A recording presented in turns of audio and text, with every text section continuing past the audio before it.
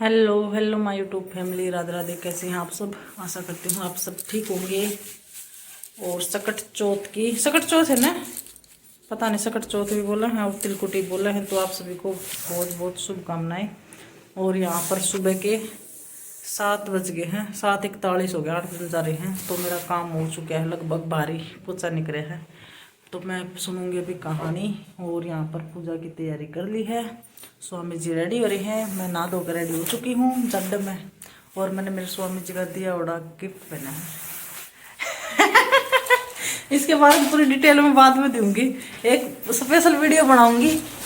क्योंकि पति डे आओ है, फादर डे आओ है, मदर डे आओ है, पत्नी डे नहीं आया करता, वो आने लगा है। तो इसकी नेक्स्ट स्पेशल वीडियो बनाऊंगी मैं। आज की मैं शामिल नहीं करूंगी इसने। आज तो पूजा पाठ का दिन है यार। इन छोटा किस तरह करूँगी, छोटा ही नहीं हो रहा। तो चलिए मैं जो सामान है वो जचा रही हूँ। और कहानी सुनाऊंगे मेरे स्वामी जी, क्योंकि बोले अगर है दूसरे को मुँह तो कहानी सुननी चाहिए। अगर कोई नहीं हो तो देख मजबूरी है, मजबूरी भी क्या फ़ोन में सुननी चाहिए। खुद न तो व्रत करनी न तो कार्य भरने चाहिए, लेकिन कहानी है ना किसी और के मुँह से ही सुननी चाहिए, है ना। और मेरे स्वामी जी देखा है, टोक लगा हुआ कि मेरा है पहले जुकाम हो रहा है, सिर में दर्द हो रहा है। और के तो वीडियो पर लास्ट तक बने रहे। और यह ना आज ही अपलोड कर दूंगी। आज के बाद शुक्रवार है, सिर धोया था सुबह में ना। कै बजे उठ गए थे? 4-5 बजे उठे थे। 5 बजे उठकर ना तभी नहाने लग गई थी। मैं इसे छोटा कर दूँ ताकि मैं इसे स्टैंड में लगा दूँ। और ये मेरे स्वामी जी आगे रेडी है। तेरी मेरी जोड़ी छोरे सबने आवे राजगी। वो आ गया हमारा लंगूर, कोट पहन के आ जा। ये सुते उठे है, साथ ना उठी नहीं है, सुती इतना छोटा हो है ना। चल दूर रख लेंगे, कोई बात नहीं, दूर रख देंगे। तो चलिए एक बार सेटअप करते हैं, हाँ, कैमरा का भी और पूजा पाठ का भी, ठीक है। उसके बाद मिलती। तो यहाँ पर है ना ये थाली तैयार कर दी है नील जी ने, क्योंकि नीचे फिर पाया मावर साथ या सीधा करो उल्टा कर देगा दिया। हाँ, तो यहाँ पर हम रखेंगे सामग्री जो है। ये गणेश जी महाराज रखने हैं। ये थोड़ी सावली सिम डाल लो, है ना, यहाँ रख लो। और ये पानी का लोटा रखना है यहाँ पर। ये वो कुट्टी बनाई होड़ी रखनी है। और ये कहानी सुनने के लिए तिल है। और ये दीवा है।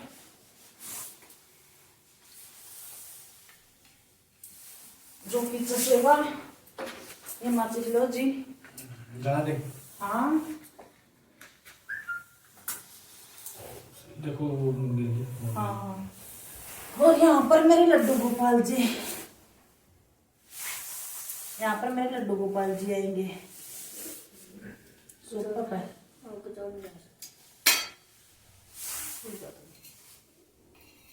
है तो ऐसा ना।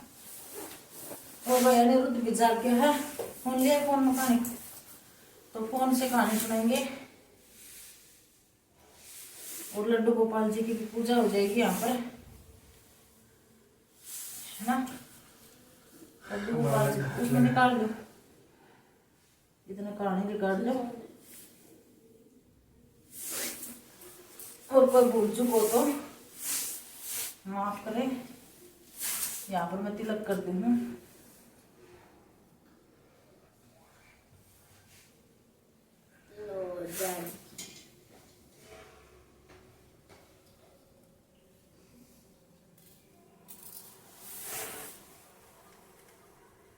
वैसे तो मैंने लड्डू गोपाल जी को नहला कर तिलक कर दिया चंदन का। फिर ये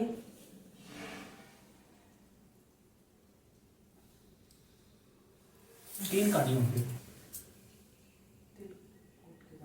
तीन काटी, एक बुढ़िया कर ले गया बस। बुढ़िया बुढ़िया की होगी ना, उसकी सुननी है गणेश जी महाराज की। पता नहीं सीधा लग गया।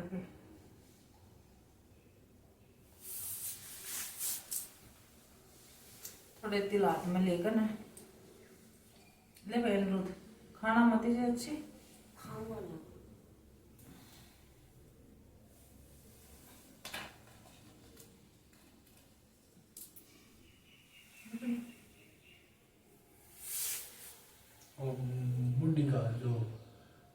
बुढ़िया का एक बेटा था और वह गरीब सी थी, वो पाले से चढ़ाया करता भैंस रख। सकट चौथ की काट दो आ गई ना, तो थोड़ी तेज पढ़नी पड़ेगी, ठीक है, नहीं तो आवाज नहीं आओगी वीडियो में।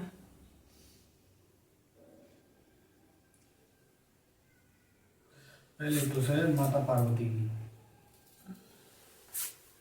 पहले सकट चौथ क्या होगी? सकट चौथ तो माता पार्वती की, माता पार्वती का। चलो मैं 3 कहानियां हैं इसमें, तीनों सुना देता हूँ। चलो 3 कहानी है, तीनों सुना देंगे, वीडियो को लास्ट तक बने देंगे। चले मैं अंदर सुनाऊं?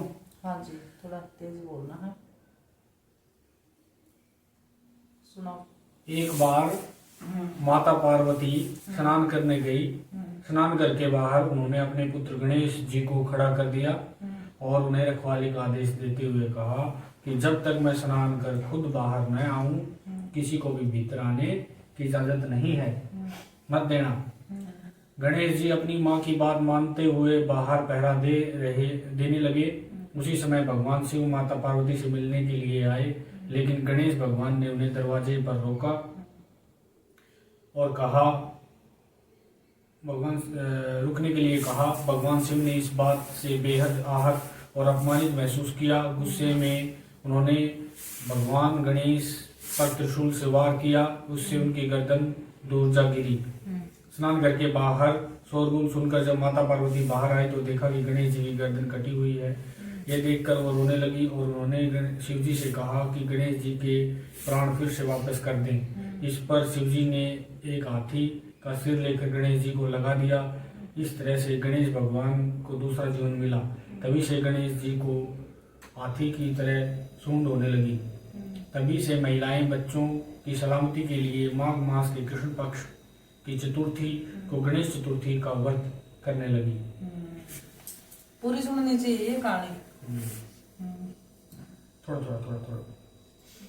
और ये है 2 नंबर कहानी। किसी नगर में एक कुम्हार रहता था। जब एक बार उसने बर्तन बनाकर आवा लगाया तो आवा नहीं पका। परेशान होकर वह राजा के पास गया और बोला कि महाराज, न जाने क्या कारण है कि आवा पक ही नहीं रहा। राजा ने राज पंडित को बुलाकर कारण पूछा। राज पंडित ने कहा, हर बार आवा लगाते समय एक बच्चे की बलि देने से अलावा पक जाएगा। राजा का आदेश हो गया। बलि आरंभ हुई। जिस परिवार की बारी होती वह उस अपने बच्चे में से एक बच्चा बलि के लिए भेज देता। एक बार कुछ दिनों बाद एक बुढ़िया के लड़के की बारी आई। बुढ़िया के एक ही बेटा था तथा उसके जीवन का सहारा था, पर राजा आज्ञा होने के कारण कुछ नहीं देखती। दुखी बुढ़िया सोचने लगी, मेरा एक ही बेटा है, वह भी संकट के दिन मुझसे जुदा हो जाएगा। तभी उसका एक उपाय सूझा उसको। उसने लड़के को सकट की सुपारी तथा दूब की बीड़ी देकर कहा, भगवान का नाम लेकर आवा में बैठ जाना, सकट माता तेरी रक्षा करेगी। सकट के दिन बालक आवा में बैठा दिया गया और बुढ़िया सकट माता के सामने बैठकर पूजा प्रार्थना करने लगी। पहले तो आवा पकने में कई दिन लग जाते थे। इस बार सकट माता की कृपा से एक ही रात में आवा पक गया। सवेरे कुम्हार ने देखा तो हैरान रह गया। आवा पक गया था और बुढ़िया का बेटा जीवित और सुरक्षित था। सकट माता की कृपा ने नगर के अन्य बालक भी जी उठे।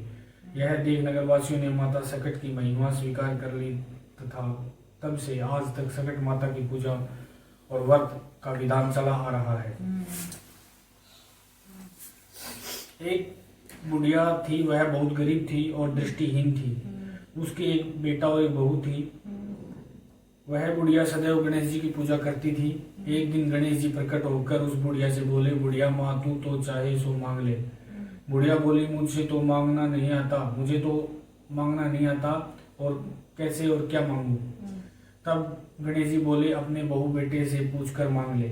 तभी बुढ़िया ने अपने बेटे से कहा, गणेश जी कहते हैं तू कुछ मांग ले, बता मैं क्या मांगू। पुत्र ने कहा, माँ तू धन मांग ले। बहू से पूछा तो बहू ने कहा, नाती मांग ले। तभी बुढ़िया ने सोचा कि ये तो अपने अपने मतलब की बात कर रहे हैं। अतः उस बुढ़िया ने पड़ोसियों से पूछा तो उन्होंने कहा, बुढ़िया तू तो थोड़े दिन जिएगी, क्यों तू धन मांगे और क्यों तू नाती मांगे। तू तो अपनी आंखों की रोशनी मांग ले, जिससे तेरी जिंदगी आराम से कट जाएगी। इस पर बुढ़िया बोली, यदि आप प्रसन्न हो तो मुझे 9 करोड़ की माया दे, निरोगी काया दे, अमर सुहाग दे, आंखों की रोशनी दे, नाती दे, पोता दे, और सब परिवार को सुख शांति दे, अंत में मोक्ष दे।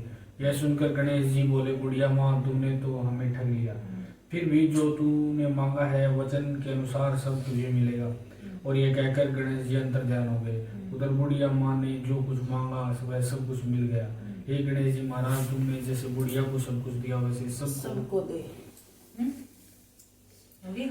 और इस प्रकार से जो है आपकी पूजा कहानी है सफल हुई, पूजा सफल हुई और पूरी हाँ पूरी मतलब इसी तरह पूरी होनी चाहिए, क्योंकि काफी है ना आदि गाने सुनाओ है और आदि ही वो है। तो सकट माता की जो भी है तीनों कहानी है अच्छे से सुने और ध्यान से सुने, रुकारा जरूर करे।